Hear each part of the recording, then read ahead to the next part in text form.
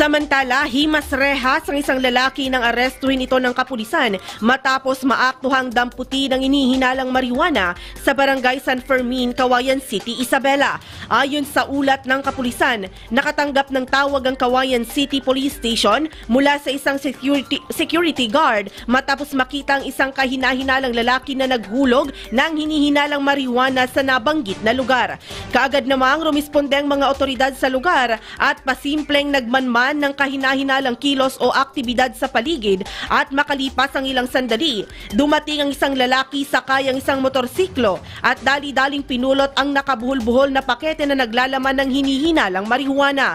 Dahil dito, kaagad na dinakip ang lalaki na kinilalang si alias Nixon na napag-alamang kabilang sa listahan ng street-level individuals na minamanmanan ng kapulisan. Nakuha sa kanyang pag-iingat at kontrol ang isang pakete na naglalaman ng hinihinalang pinatuyong dahon ng marijuana na may tangkay at fruiting tops, cellphone at isang motorsiklo na walang plaka.